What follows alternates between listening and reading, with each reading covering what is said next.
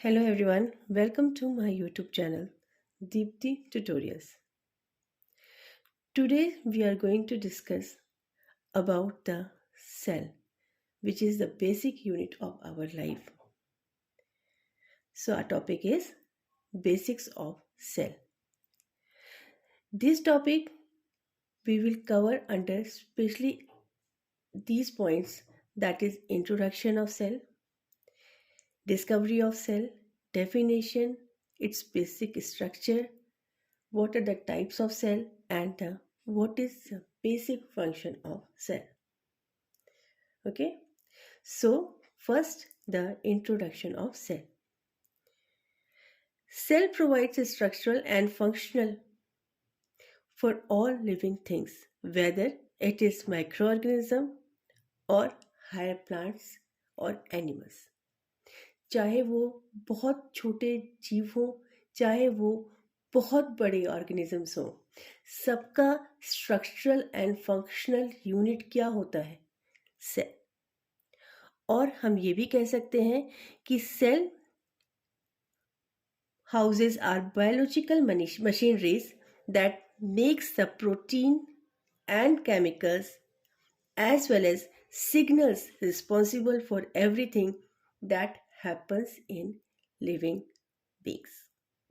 Okay, मतलब हमारी body में चाहे वो हमारी स्ट्रक्चर से रिलेटेड हो, चाहे वो हमारी बॉडी के फंक्शन से रिलेटेड हो, हर किसी का बेसिक यूनिट क्या है? Cell. Now how can you define the cell? हम सेल को कैसे डिफाइन कर सकते हैं? तो cells are defined as the smallest basic unit of life that is responsible for all life processes. Smallest यानी उससे छोटा हमारी बॉडी में कुछ भी नहीं, मतलब हमारा बॉडी का जो स्टार्टिंग है, जो हमारी बॉडी की शुरुआत है, चाहे वो स्ट्रक्चर के बेस पे हो चाहे फंक्शन के बेस पे हो, उसका बेसिक यूनिट स्टार्टिंग क्या है? हमारे सेल्स. ओके, और in other words how can we define it? Like the cells are building blocks of our life. Why they are called as building blocks? आप लोग एज्यूम कीजिए जैसे आपको एक दीवार बनानी है. दीवार बनाने के लिए आपको सबसे पहले क्या चाहिए? ईंट. तो वो ईंट उस दीवार की क्या बन गई? Basic unit. For making that wall, first of all we need the brick. So that brick is considered as the basic unit of that wall. In the same way, in our body, the basic unit is a cell. Okay. Now, who discovered this cell and when the cell get discovered? Who and when? कब और किसने? Okay.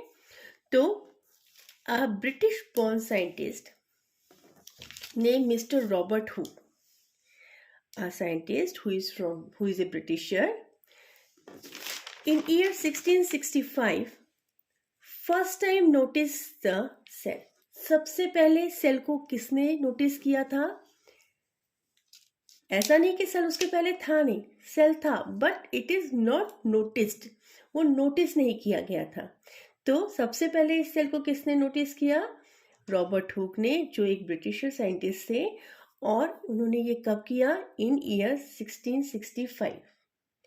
वो एक scientist थे, तो वो different experiments करते रहते थे. जब एक दिन अपने सेल्फ डिजाइन माइक्रोस्कोप, मतलब वो माइक्रोस्कोप जो उन्होंने खुद बनाया, उसके अंडर कॉक्स साइज को देख रहे थे या उसकी ऑब्जर्वेशन कर रहे थे, तो उस टाइम उन्हें एक हनीकॉम यानी मधुमक्खी का छत्ता, उस छत्ते टाइप का कुछ स्ट्रक्चर दिखा. मधुमक्खी का छत्ता नहीं दिखा, बट मधुमक्खी के छत्तर से रिजेंबल करता हुआ कुछ स्ट्रक्चर दिखा. उसमें डिफरेंट कंपार्टमेंट्स टाइप के दिख रहे थे. उन्हीं कंपार्टमेंट्स को रॉबर्ट हुक ने क्या बोला कि they are cell. Okay, this cell was derived from the Latin word cellula. ये लैटिन भाषा में एक शब्द है सेलुला, और इसी सेलुला से ये वर्ड बना है सेल. और इस सेलुला का वर्ड सेलुलर वर्ड का मीनिंग क्या होता है? सेलुलर वर्ड का मीनिंग होता है कंपार्टमेंट। ठीक है, ये आपको different, just for your understanding, some honeycomb like structures are given. इसमें आप डिफरेंट डिफरेंट कंपार्टमेंट्स को इजीली नोटिफाई कर पा रहे होंगे। कुछ इसी टाइप का स्ट्रक्चर, कुछ इससे ही, यही नहीं, कुछ इसी टाइप का रिजेंबलिंग स्ट्रक्चर रॉबर्ट हुक को भी अपने सेल्फ डिजाइन माइक्रोस्कोप के अंदर दिखा। Now what is the basic structure of cells? Cell is the basic structure of our life, but what is the basic structure of cell? एक cell किससे मिलके बना होता है? तो इसके लिए हमने सेल जो बॉडी है उसको तीन, जो सेल पार्ट्स है, सेल बॉडी के पार्ट्स है, उसको हमने तीन इंपॉर्टेंट पार्ट्स में डिवाइड किया है। ठीक है, look here we are not discussing about the advanced, we are general discussion regarding the cell। हम सिर्फ जनरल डिस्कशन कर रहे हैं कि सेल होता क्या है, सेल के टाइप्स क्या होते हैं, ताकि आपका बेस जो सेल से रिलेटेड हो वो क्लियर रहे। ओके, तो सबसे पहला पार्ट जो हमने सेल का देखा वो है cell membrane. Okay, now second part is nucleus and third part is cell membrane, cytoplasm, sorry. Now we are going to discuss all the parts in detail। सबसे पहले हम लेंगे cell membrane। Cell membrane is also called as plasma membrane। okay? ये जो cell membrane है उसको plasma membrane के नाम से भी जाना जाता है। It is found in all types of cells। ऐसा नहीं है कि कुछ सेलों में मिलती है, कुछ सेलों में नहीं मिलती, but this plasma membrane is present in all type of cells। okay, it separates interior environment। interior environment से मतलब जो सेल के अंदर का environment है उसको बाहर के environment से separate करता है। okay, it separates the internal environment of cell from the external one, and it how it made, this plasma membrane is made up of lipid bilayer। it is also called as selective permeable membrane। why it is called selective? selective word का meaning होता है गिने चुने। उसी प्रकार से जो plasma membrane है ये भी, it does not allow each and everything to come in or go out from the cell, but it allows only selective things, a selective substance to come inside the cell or go out from the cell। this is the reason why it is called as selective cell। तो आपको ये पता चला कि cell membrane को हम तीन नाम से जान रहे हैं। एक सेल मेम्ब्रेन हो गया, दूसरा प्लाज्मा मेम्ब्रेन हो गया, और इसी सेल मेम्ब्रेन को हम और क्या कहते हैं? Selective permeable membrane. Now nucleus, this part of cell is related to genome। it is membrane enclosed organelle because it is present inside the cell, that is why it is called as cell organelles। so ये एक membrane, इसके चारों तरफ जो nucleus है उसके भी चारों तरफ क्या होती है? एक membrane पाई जाती है, और इसी न्यूक्लियस के अंदर क्या होता है? Chromosome. what is the chromosome? chromosomes are nothing but they are hereditary materials। यही क्रोमोसोम डिसाइड करते हैं कि जो हमारी जो नेक्स्ट जनरेशन आएंगी उनका स्ट्रक्चर कैसा होगा, उनका कलर कैसा होगा। तो ये सारी चीजें किस पर डिपेंड करती हैं? क्रोमोसोम से। These are the hereditary material, these hereditary materials are present inside the nucleus. अब न्यूक्लियस की खोज किसने की थी? कब पता चला था कि सेल के अंदर एक न्यूक्लियस होता है? किसने बताया था कि सेल के अंदर एक न्यूक्लियस होता है? तो रॉबर्ट ब्राउन ने in 1831 firstly discovers the nucleus। Robert brown जो साइंटिस्ट थे उन्होंने सबसे पहले 1831 में, काफ़ी पुरानी चीज़ है, 1831 में ये फाइंड आउट किया था कि सेल के अंदर एक न्यूक्लियस होता है। Clear? Now the third and important part of the cell is cytoplasm. Okay, third important part of the cell is cytoplasm। term cytoplasm was introduced by scientist Rudolf von Kolliker in year 1863। it is generally used as synonym of protoplasm. ठीक है, it is generally used as the synonym of protoplasm, but later it considered as cell substances and organelles outside the nucleus.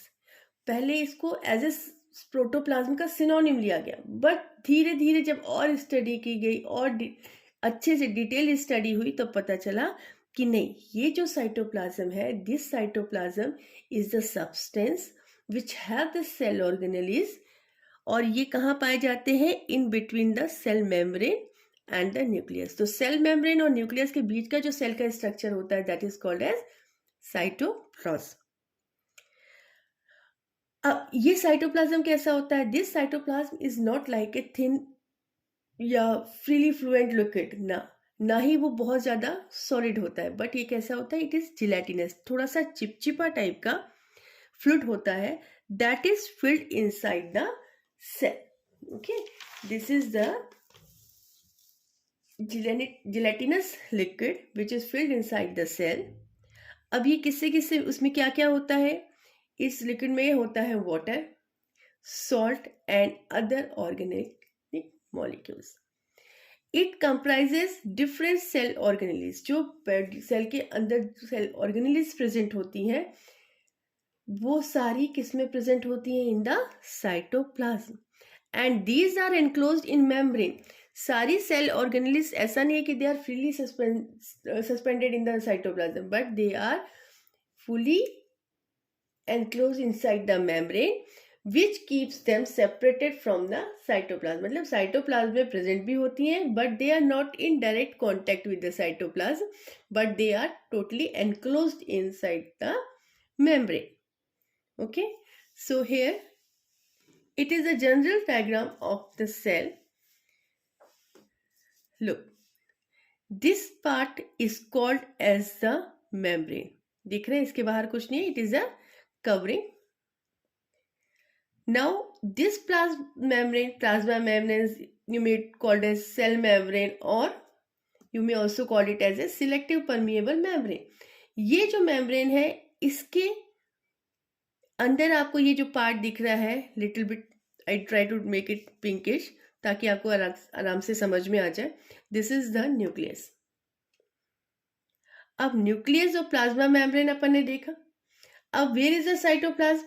The area in between this nucleus and the membrane is the cytoplasm. It is the gelatinous liquid जिसमें हमारी different cell organelles present है. For example, this part is the mitochondria. Okay, here it is cytoplasm. ठीक है, समझ में आ गया cytoplasm का है. ये माइटोकॉन्ड्रिया हो गया, ये हमारे सेंट्रियोल्स हो गए. These are our Golgi apparatus. Okay, now these are the lysosomes, Golgi vesicles.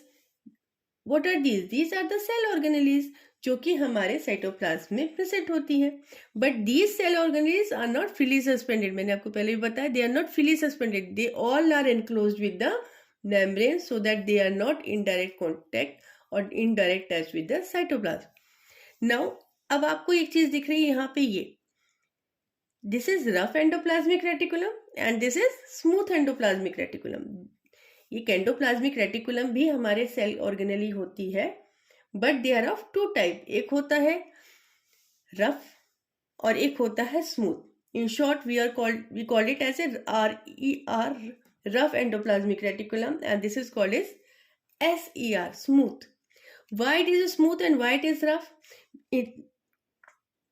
Look, in rough endoplasmic reticulum, you find that some ribosomes are attached on the outer side of the outer wall of the endoplasmic reticulum.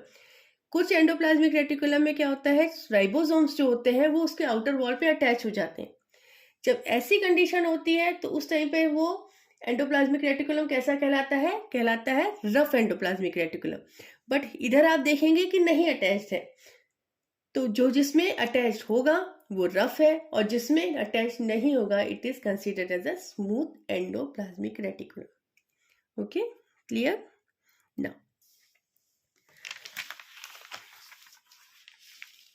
अब हम discuss करेंगे types of cell के बारे में। देखिए, cells are similar to factories with different laborers and departments that work towards a common objective. कोई भी factories आप देखते हैं, कोई भी इंडस्ट्रीज आप देखते हैं, उसमें अलग अलग डिपार्टमेंट होते हैं। जैसे या तो आप बैंक ही जाते हो तो आपको डिफरेंट कैशियर सेक्टर अलग होगा, अगर आपको कुछ क्वेरीज हैं, कुछ जानना चाहते हैं तो उसके लिए अलग सेक्शन होगा।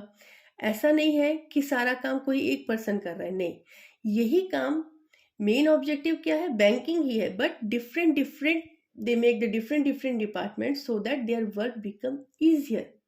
Okay, इसी तरीके से जो सेल होते हैं, different cells who are same in structure and same in function perform the some different function.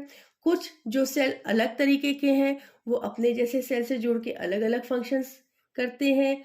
कुछ सेल इसी तरीके से जो सेल्स होते हैं वो भी on the basis of their structure and functions they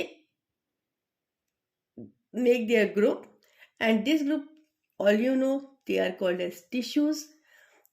अब जैसे सेम टाइप के टिश्यूज जो कि सेम स्ट्रक्चर, कुछ टिश्यूज जो सेम स्ट्रक्चर के हैं या सेम फंक्शन के हैं, वो एक साथ जुड़ते हैं तो वो क्या बनाते हैं, organ. Organs who are performing the same functions united together to form the organ system, and these organ systems are makes an organisms. पहला basic unit cell, then tissue, then organ system, then organ, then organ system, and then organisms. तो जिस तरीके से आपने देखा कि companies में, industries में या बैंकिंग में डिफरेंट सेक्टर्स होते हैं, उसी तरीके से in a same way cell also perform different functions inside our body. तो अब हम ये देखेंगे सेल टाइप कैसे टाइप के होते हैं, कितने टाइप्स के होते हैं। तो based on the structure cells are of two type. अभी हम जो टाइप्स ऑफ सेल देख रहे हैं, it is on the basis of their structure. सबसे पहले prokaryotic cells and they are eukaryotic sales.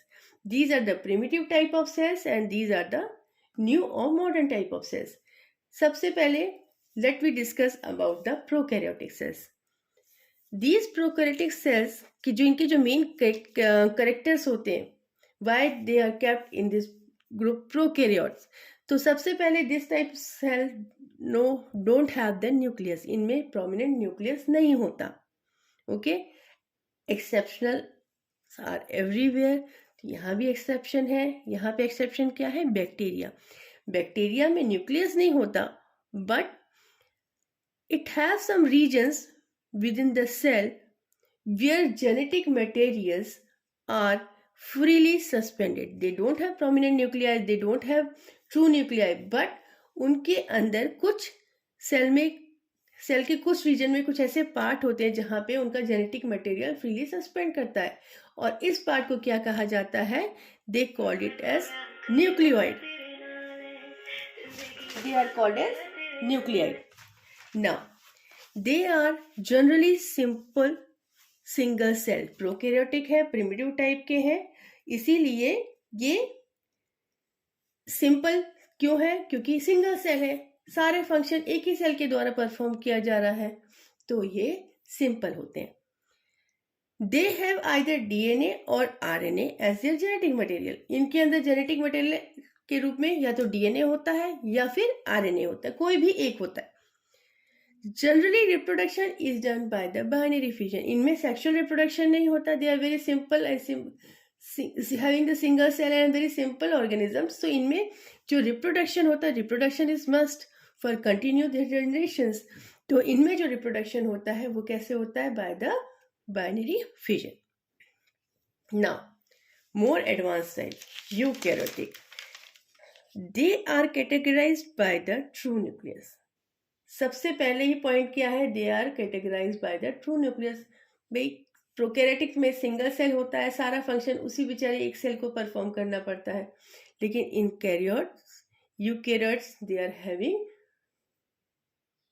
Are multicellular organism, एक से ज्यादा सेल होते हैं। इनकी बॉडी में, सेल बॉडीज में जो न्यूक्लियस होता है वो काफी प्रोमिनेंट होता है, काफी ट्रू न्यूक्लियाई उसको बोला जाता है। और इनमें क्या क्या आते हैं, दिस ब्रॉड, जैसे प्रोकैरियोट्स में एग्जांपल दे देते हैं अपन, बैक्टीरियाज आते हैं, छोटे living organism, very simple living organisms. लेकिन यूकैरियोट्स में क्या आते हैं? They generally involve plants, fungi, animal etcetera. यहीं से आपको समझ में आ जाता है कि डिफरेंट कितने हाई लेवल पे होता है। प्रोकैरियोट प्रिमिटिव टाइप का इसलिए कहा जा रहा है क्योंकि सिंगल सेल से सारा परफॉर्म हो रहा है, लेकिन इसमें different cells are million trillion cells of cell involve, और यही सेल्स अपने डिफरेंट डिफरेंट, इसीलिए इनका जो स्ट्रक्चर होता है it is complex type, not simple one, क्योंकि इनके अंदर डिफरेंट सेल्स होते हैं जो कि according to their structure and function unite together to form the tissues, these tissues unite together to form the organ and organ system, so they are having different cells for the different function. Prokaryote के comparison में इनके अंदर जो इनका जो structure होता है it is very complicated and they are having the different cells to perform the different functions. They can reproduce both sexually as well as asexually, चाहे वो सेक्सुअली रूप से रिप्रोडक्शन हो सकता है उनके अंदर, सेक्सुअली इन द सेंस जिसमें टू सेक्सेस आर इन्वॉल्व, और it is also done by the asexual way in which only single parent involved. यहाँ तक समझ में आया? Now come to the last point of our topic, that is basic functions of cell. Basic function cell के क्या होते हैं? Cell performs major functions essential for growth and development of an organism. ठीक है, हमारी organisms जो भी हैं, चाहे वो हम हो, चाहे वो छोटी हाउस फ्लाई हो, जम्स हो, वायरसेस हो, या एलिफेंट्स हो, वेल्स हो, हर किसी की बॉडी का जो बेसिक फंक्शन होता है it is controlled by the cell. Growth होता है because of the cell, cell division होगा तो ग्रोथ होगा। Development of an organism is also depend upon the cell. Now it gives structural and functional unit of living organism. यही cell जो होते हैं यही किसी भी लिविंग ऑर्गेनिज्म को उनकी स्ट्रक्चर देते हैं, उनकी बॉडी में फंक्शंस ऑपरेट करवाते हैं, so they are called as structure and function unit of life. Next, it helps in generation of energy. ये एनर्जी जनरेट करने में हेल्प करते हैं।